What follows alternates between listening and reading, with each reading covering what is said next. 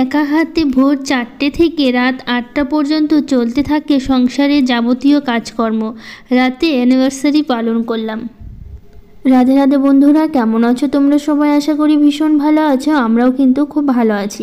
একদম ভোর 4টে কিন্তু ঘুম থেকে উঠে পড়েছি, কারণ হচ্ছে আজকে গোপালের পাতা দেওয়া আছে। তো আজকে যেহেতু হচ্ছে রবিবার, তো তোমাদের সাথে নিয়ে কিন্তু আজকের ব্লগটা শুরু করছি। তো এটা কিন্তু রবিবার দিনের ব্লগটা। তো রবিবার সকালবেলা এই যে সকাল বলতে ভোরবেলা এখন 4টের সময় উঠেছি, কারণ হচ্ছে যে গোপালের পাতা দিয়ে তোমরা তো জানোই। আর এর আগের রবিবারও দিয়েছিলাম, প্রত্যেকটা রবিবারেই দিতে হয়, এই অঘ্রাণ মাসের প্রতিটা রবিবারেই দিতে হয়। আর শেষের দিন হচ্ছে মানে সংক্রান্তির গোপাল পুজো হয় আর কি। তো সেই জন্য সেই ভোরবেলা উঠে, তো এটা হচ্ছে আমার যা এসে আর কি দুজনে মিলেই পাতা দিই। তো সেই জন্য হচ্ছে দুজনে মিলেই পাতা দিলাম। তো এইদিকে দেখো আমার হয়ে গেছে। তো এগুলো নিয়ে সব যাব পুকুরে এখন জলে দিতে আর কি। তো সেই জন্য এদিকে পাতা দেওয়া হয়ে গেছে। তো ওইদিকে আমি পুকুরে কিন্তু ভাসিয়ে দিয়ে এসে তারপরে যেহেতু অত সকালবেলা উঠেছি 5টার দিকে, মানে 1 ঘন্টার মতো সময় লেগেছে, 5টার মধ্যে হয়ে গেছে।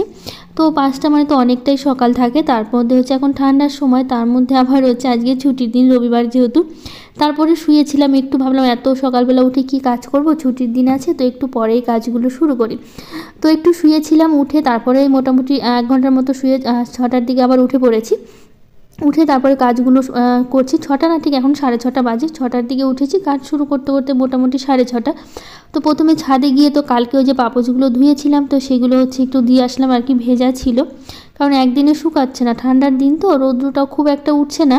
আর উঠলেও তো একটু দেরি করে উঠে, আবার তার মধ্যে তাড়াতাড়ি আবার রৌদ্রটাও চলে যায়। তো সেই জন্য শুকায়নি। আর তার মধ্যে শুকোগুলো না খুব মোটা মোটা ছিল, তো সেই জন্য শুকোয়নি। তো আজকে দিয়ে দিলাম, আজকে শুকিয়ে যাবে রোদে। তো তার জন্য ভাবলাম সকালবেলা আগে ওটা রোদে দিয়ে দিই, কারণ সকালবেলায় বেশ ভালো সুন্দর রোদ্র ওঠা শুরু করেছে। তো সেই জন্য হচ্ছে রোদে দিয়ে আসলাম। এসে তারপরে হচ্ছে এই যে এখন হচ্ছে বেড কভারটা পাল্টে নিয়েছে। আজকে কিন্তু হচ্ছে আমাদের অ্যানিভার্সারি। হয়তো তোমরা হচ্ছে ব্লগটা হচ্ছে দেখছো হচ্ছে মঙ্গলবারে দেখছো, কিন্তু এটা রবিবারের দিনের যেহেতু ব্লগ, আর রবিবার দিনই হচ্ছে আজকে আমাদের অ্যানিভার্সারি। তো সেই জন্য সারাদিন অনেক কাজ বাকি আছে, একটু ছোট্ট করে একটু সেলিব্রেশন করবো আর কি। তো সেই জন্য একটু টুকিটাকি যা কাজ থাকে সেগুলো করব। আর সকালবেলা উঠে যে বেড কভারটা একটু পাল্টে নিলাম, নিয়ে তো এগুলো হচ্ছে ধুয়ে দেবো। তো আগে প্রথমে এগুলো ভিজিয়ে রাখবো, পরে ধুয়ে দেবো। তো এপি ডেলি ব্লগ থেকে বোন বলেছে, দিদিভাই বাগানটা সত্যি খুব সুন্দর গো, ভিডিওটা খুব সুন্দর হয়েছে, থ্যাংক ইউ দিদিভাই। তো আগের দিন ব্লগে অনেক দিদিভাইরা কমেন্ট করেছে, অনেকেই আমার হচ্ছে অ্যানিভার্সারি উইশ করেছে। তো সবাইকে থ্যাংক ইউ যারা যারা করেছো।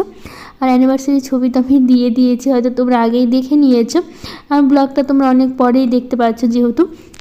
তো এইদিকে দেখো বিছানার চাদরটা পাল্টে কিন্তু ঘরটা আমি পরিষ্কার করে নিয়েছি। আর তার মধ্যে আজকে জানো তো অনেকটা বড় করে করার ইচ্ছা ছিল, যেহেতু এটা আমাদের 10 বছর হলো। তো সবাইকে নিয়ে পরিবারের সবাই মিলে করতে চেয়েছিলাম, কিন্তু একটা অসুবিধার জন্য না করতে পারলাম না।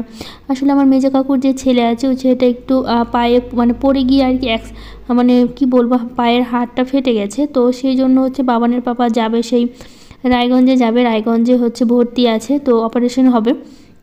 তো সেই জন্য ওখানে যাবে, ওখানে একটু ব্যস্ত থাকবে। তো সেই জন্য ভাবলাম কি এবার থাক, ছোট করে করি, এরকম একটা বিপদের সময়। তো সেই জন্য আর কি একটু ছোট্ট করে করা আর কি, নইলে অনেকটাই বড় করে করার ইচ্ছা ছিল সবাই মিলে, পরিবারের সবাই মিলে। তো সেই জন্য আর বড় করে করতে পারিনি। ওই আবার যাবে হচ্ছে রায়গঞ্জে। তো ভাবলাম সন্ধ্যাবেলা দুজনে মানে আমি বাবান আর বাবানের বাবা তিনজনে মিলেই ছোট করে একটু অ্যানিভার্সারি করে নেব। তো সকালবেলায় যে বাসি কাজগুলো থাকে সেগুলোই সারছি।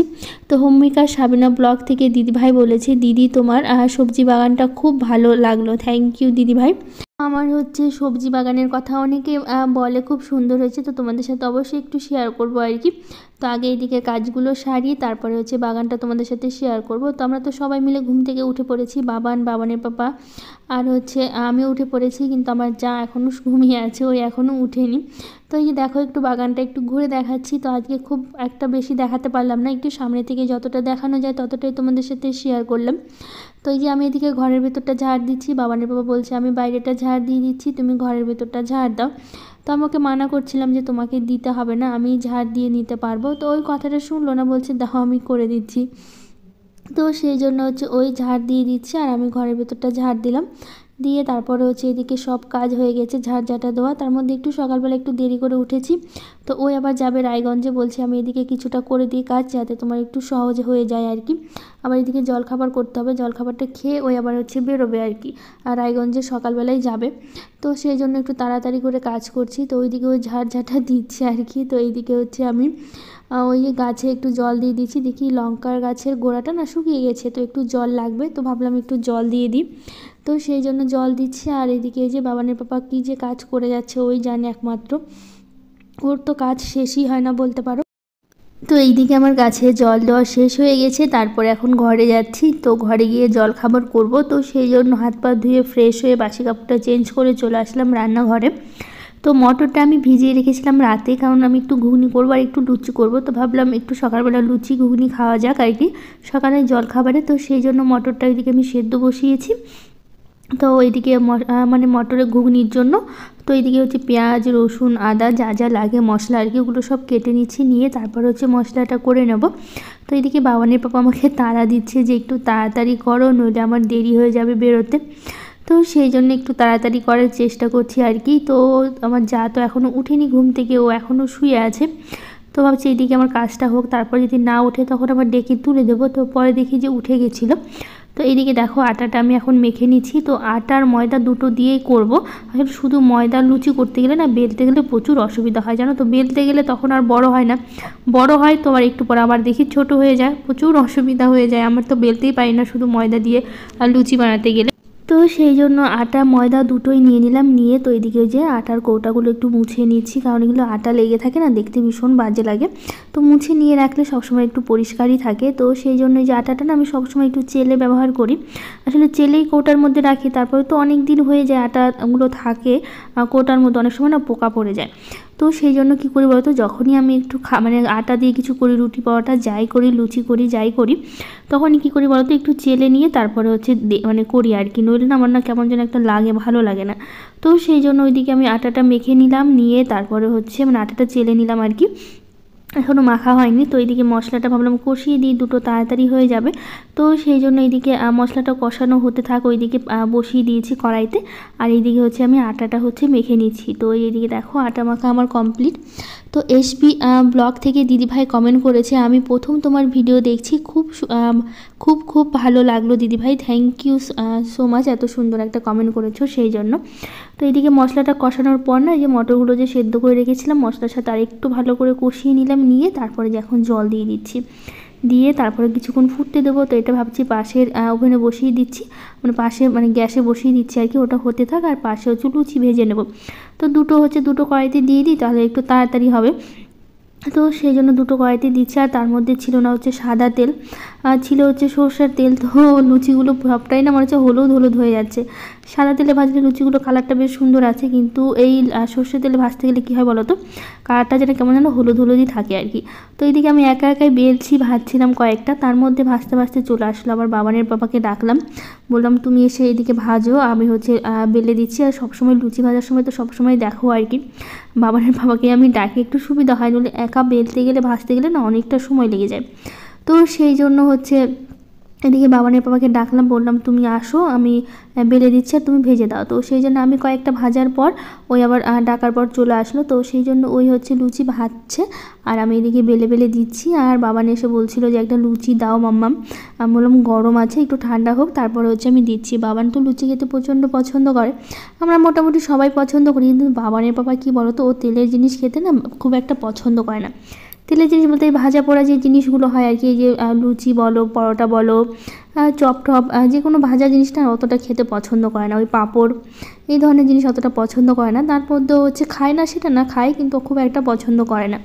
তো এইদিকে দেখো ঘুগনিটা আমার রেডি। তো এইদিকে লুচিটাও আমি একদম রেডি করে নিয়েছি, নিয়ে তারপরে যে বেড়ে নিচ্ছি চারজনের জন্য, আমি বাবানের বাবান আর আমার জায়ের জন্য আর কি। তো ওই যে চারজনে বসে তারপর হচ্ছে খেয়ে নেবো। তো টেবিলে তো 3টে চেয়ার আছে, তো ভাবলাম ওদের 3জনকে দিয়ে দিই, আমি বসে সিঁড়িতে বসে খেয়ে নেবো। আমি অনেক সময় সিঁড়িতে বসে হয়ে যায় আর কি, বেশ ভালোই লাগে। তো সেই জন্য সকালবেলা জলখাবারটা এই যে রেডি, এদিকে খাওয়া দাওয়া একদম শেষ করে নিয়ে তারপরে এই যে যা যা বাসন ছিল বাসনটা মেজে নিচ্ছি। তার মধ্যে বাবানের পাপা তো বেরোবে বললাম রায়গঞ্জে, তো একটু ভাত আছে, তো আমি ওকে বললাম কি একটু ভাতটা ভেজে দিই, ভাত ভাজাটা খেয়ে তারপরে যাও। আসলে এই সকালবেলা করে যে এই অফিস টাইমে ভাত খাওয়ার একটা অভ্যাসটা আমাদের থেকে গেছে। তো আমি তো ভাত ছাড়া থাকতে পারি, কিন্তু বাবানের পাপা যতই যাই খাওয়াও না কেন, যতক্ষণ ও ভাত না পেটে পড়ছে ততক্ষণ মানে ওর মানে ভালো লাগে না আর কি, মানে ভাত ওকে খেতেই হবে। তো সেই জন্য এদিকে দেখো এই যে একটুখানি ভাত ছিল কালকে রাতে, তো ভাবলাম কি ভাতটা ওকে ভেজে দিই, তো সেটা ভাত ভাজা খেয়েই তারপরে হচ্ছে ওই বেরোলো। তো মঞ্জুলা মহন্ত দিদিভাই বলেছে তুমি এত তাড়াতাড়ি এত সুন্দর করে কাজ করো, তোমার কাজ দেখতে আমার খুব ভালো লাগে। থ্যাংক ইউ দিদিভাই। তো এদিকে বাবানের পাপা তো বেরিয়ে গেল, ভাতটা দিলাম, ওটা খেয়ে দিয়ে তারপরে বেরিয়ে গেল। তারপরে এখন আমি আবার লেগে পড়লাম কাজ করতে। তো এর মাঝে হচ্ছে আমার যাও আবার বাড়ি চলে গেছে আর কি, মানে সকালবেলা জলখাবারটা খেয়ে তারপরে ও আবার চলে গেল বাড়িতে, যেহেতু ওর বাড়িতে আবার রান্নাবাড়ি আছে। তো আমি ওকে বলেছিলাম যে সন্ধ্যাবেলা আসতে, যেহেতু অ্যানিভার্সারি, তো কাউকে বলা হলো না। তো আমার যা দেওরকে বলেছিলাম আসতে, তো আমার দেওর তো বাড়িতে নেই, ওই গেছে ওর কাজে আর কি, ও তো ফল সিলিংয়ের কাজ করে, তো ও বাড়িতে থাকে না, অন্য অন্য জায়গায় কাজ করতে যায়। তো সেই জন্য ও বাড়িতে নেই। তো আমার যাকে বলছিলাম ও বলছে যে আমি একা একা সন্ধ্যাবেলা যাব, তো আমি আর যাচ্ছি না আর কি। তো ও আসলো না, সন্ধ্যাবেলা আসেনি আর কি, আমি ওকে বলেছিলাম আসতে, তো বলছিল যে যাব। তো পরে আবার ফোন করার পর বললো যে না যেতে পারছি না দিদি, তোমরাই করে নাও আর কি। তো সেই জন্য আমাদের একাই সব কিছু করতে হলো। তো এদিকে এই যে ঘরগুলো এখন মুছে নিচ্ছি, মুছে তারপর তো স্নান আছে, পুজো আছে, সেগুলো করব। আর আজকে রান্না বলতে দুপুরে কী করেছিলাম বলো তো, যেহেতু বাবানের বাবা ছিল না, ও তো আস্তে আস্তে একদম বিকেল, আর ও তো খেয়ে বেরোলো। দুপুরে কী করেছিলাম আমি আর বাবান মানে মা ছেলে মিলে কী করেছি বলো তো, একটু সেদ্ধ ভাত করে নিয়ে ঘি দিয়ে ওঠাই খেয়ে নিয়েছিলাম জানো তো, তারপরে তো আর রান্না হয়নি আমাদের। তো এই যে এদিকে স্নান করে নিয়েছি, স্নান করে দেখো আজকে শাড়ি পরেছি, কেমন লাগছে অবশ্যই জানিও।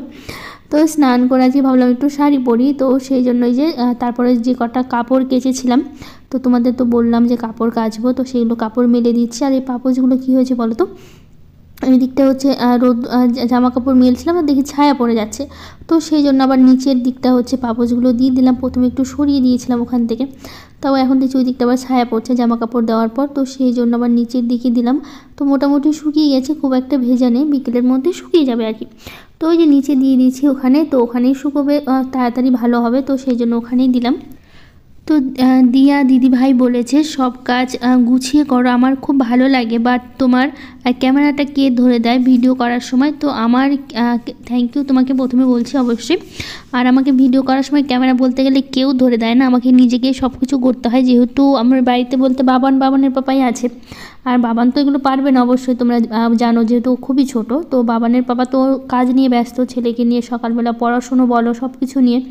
আর এই টাইমটা তো স্কুলে থাকে, যেহেতু আজকে রায়গঞ্জে গেছে রবিবার ছুটির দিন দেখে, 10টার পর থেকে তো আর বাড়ি থাকে না, যেহেতু স্কুলে যায়। তো আমাকে কিন্তু সবটা করতে হয়, ক্যামেরা ধরা থেকে শুরু করে সব কিছু, মানে সরানো নড়ানো যাই বলো না কেন সব কিছু কিন্তু আমি নিজে থেকেই করি, আমাকে কেউ করে দেয় না। তো আমি স্ট্যান্ড আছে মোবাইল রাখার, তো ওটা দিয়ে হচ্ছে আমি করি।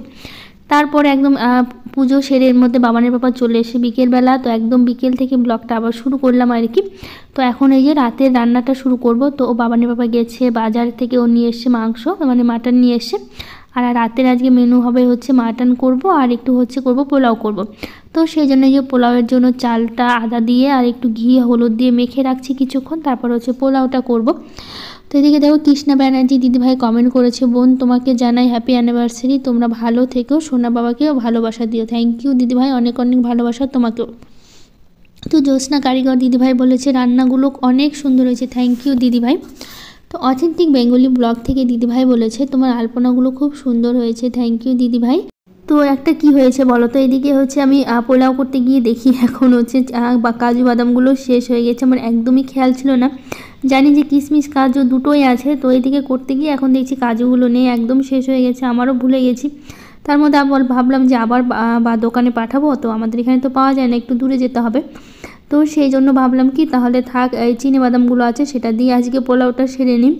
তো সেটা দিয়ে করছি। এদিকে দেখো পোলাওয়ের চালটা খুব ভালো করে ঘি দিয়ে ভেজে নিয়েছি, নিয়ে তারপরে যে বাটি মেপে চাল দিয়েছি না, আমি সবসময় বাটি মেপে চাল দিই, তাহলে কী হবে বলতো জলের মাপটা আমি বুঝি, নইলে না বুঝতে পারি না। তো সেই জন্য পোলাও করার সময় সবসময় আমি বাটি মেপে চাল দিই, তো সেই মাপের দ্বিগুণ জল দিলে একদম হয়ে যায়। তো এদিকে দেখো পোলাওটা আমার একদম ঝরঝরে হয়ে গেছে, এখন গরম আছে, ঠান্ডা হলে কিন্তু একদম ঝরঝরে হয়ে যাবে। তো এদিকে পোলাওটাও রেডি। তো এদিকে হচ্ছে আমি মাংসটা বসিয়ে দেবো। তো আরও কিছু দিদিভাই কমেন্ট করেছে, Papri kitchen and blog, Snehanshu Ganguly, Nurjahan Khatun, Bishakha Pramanik, Tathoi blog, Krishna Patra, Madhumita Gayen, Nandita Paja, ওয়েস ফ্যামিলি, সবাইকে থ্যাংক ইউ যারা যারা কমেন্ট করেছো, অনেক অনেক ভালোবাসা তোমাদের সবাইকে। তো এইদিকে দেখো মাংসের জন্য তো আমি সব মশলাপাতি যা যা লাগে সব কিছু একদম রেডি করে নিয়েছি, নিয়ে এখন একদম বসিয়ে দিয়েছি। এদিকে মশলাটাও কষাচ্ছি, আমি পেঁয়াজ টিয়াজ ফোড়ন দিয়েছি, দিয়ে তারপরে হচ্ছে এদিকে মশলাটা কষাচ্ছি। তারপরে একটু সন্ধ্যাবেলা একটু রেডি হব, হয়ে তারপরে তো কেকটাও নিয়ে এসছে বাবার বাবা বিকেলবেলা যখন আসার পথে, যখন আসছিল রায়গঞ্জ থেকে, তখন হচ্ছে কেক আর হচ্ছে এই যে মাংসটা নিয়ে তারপরে আর বাড়িতে এসছে আর কি। তো এদিকে ভাবলাম তাড়াতাড়ি করে রান্নাটা করে নিই। তো রান্না হতে হতে কিন্তু সন্ধ্যা হয়েই গেছিলো আর কি। তো সেই জন্য ভাবলাম তাড়াতাড়ি করে সব কিছু করে ফেলি। তো এদিকে দেখো মাংসটা আমার কষানো হয়ে গেছে। আর আমরা কিন্তু সবসময় মানে খাসির মাংস হলে কিন্তু সবসময় প্রেশারেই খাই আর কি, মানে প্রেশারে খাই, মানে প্রেশারেই রান্না করি আর কি। তো এমনি কড়াইতে করলে অনেকটা সময় লাগে সেদ্ধ হতে, আর খাসির মাংস সেদ্ধ হতে তো অনেকটা সময় লাগে। কিন্তু বাবানের বাবা না সবসময় বলে প্রেশারে দিতেও, প্রেশারে খেতে, মানে প্রেশারে রান্নাটাই বেশি পছন্দ করে খেতে আর কি। তো সেই জন্য আমিও সবসময় হচ্ছে প্রেশারেই দিই আর কি। তো এইদিকে দেখো প্রথমে কষিয়ে নিয়ে ভালো করে তারপর প্রেশার কুকারে দিয়ে দিয়েছিলাম। তো এইদিকে অনেকটা সুন্দর সেদ্ধ হয়ে গেছে। তো এইদিকে দেখো এখন গরম মশলা দিয়ে তারপরে হচ্ছে এই যে নামিয়ে নিয়েছি। মাংসটা আমার একদমই রেডি। তো কিছুটা মাংস আর পোলাও কিন্তু আমার শ্বশুর বাড়িতে দিয়ে আসা হয়েছে, আমার শাশুড়ি মা শ্বশুর মশাই আছে যেহেতু, আর আমার যা আছে। তো বাবানের বাবা বাটিতে করে আমি দিয়েছিলাম, ও দিয়ে এসে তারপরে এইদিকে আমি রেডি হয়েছি। তো এই যে এখন এই যে কেকটা বার করা হচ্ছে, যেহেতু একা একাই আর কেউ নেই, তো নিজেরাই সব কিছু করে নিচ্ছি। তো সেরকম কিছুই আনা হয়নি, কোনো বেলুন বলো কিচ্ছু বলো কোনো কিছুই করা হয়নি, যেহেতু এবার করার কোনো ইচ্ছে ছিল না। তো ভাবলাম এইদিকে খাওয়া দাওয়াটা করবো মাংস তাহলেই হয়ে যাবে। তার মধ্যে বাবানের বাবা বললো একটা কেক নিয়ে আসি, আর বাবান তো বলছিল একটা কেক ছাড়া হবেই না, ও কেক খাবে। তো সেই জন্য ছোট্ট একটা কেক নিয়ে আসা হয়েছে আর কি, যেহেতু 3 জন এই কেকটাই বেশি আর কি। তো সেই জন্য এই কেকটায় কাটা হবে আর কি। আর এইদিকে তো কেউ আসলো না, শ্বশুরবাড়িতে তো সব পাঠিয়ে দিয়েছি, কেকটা দেওয়া হয়নি যেহেতু হচ্ছে রাত হয়ে গেছিলো অনেকটাই। তো সেই জন্য হচ্ছে ওইদিকে পোলাও আর মাংসটা হচ্ছে দিয়ে আসা হয়েছে আর কি, মানে দিয়ে এসে বাবানের বাবাই গিয়ে তারপর দিয়ে এসে, যেহেতু শ্বশুরবাড়ি খুব একটা দূরে নয়, কাছেই আমার, তো সেই জন্য। তো এইদিকে দেখো কেক কাটিং হচ্ছে, তোমরাও দেখো আর কি আর বলবো। তো যাই হোক এদিকে বাবান তো প্রচুর খুশি হয়েছে কেক দেখে, আসলে কেক খেতে প্রচণ্ড পছন্দ করে, তো ওর জন্যই কেকটা আনা আর কি। আসলে ও কেকটা খেতে চেয়েছিল দেখে ভাবলাম তাহলে কেকটা নিয়ে আসা যাক। তো আমরা ভাবছিলাম কেকটা মানে আনবো না আর কি। তো সেই জন্য আর কি কেকটা পরে নিয়ে আসা হলো বাবানের জন্যই। তো এইদিকে কেক কাটিং হয়ে যাওয়ার পর তারপরে যে এদিকে 3 জনের জন্য বেড়ে নিয়েছি খাবারগুলো। তো যাই হোক আজকের ব্লগটা আর বড় করব না, এখানেই শেষ করব, অনেকটাই বড় হয়ে গেছে। তো যাই হোক কেমন লাগলো অবশ্যই জানিও, ভালো লাগলে একটা লাইক শেয়ার কমেন্ট করে দিও, আর আমার চ্যানেলটাকে সাবস্ক্রাইব করে দিও। আজকের মতো টাটা।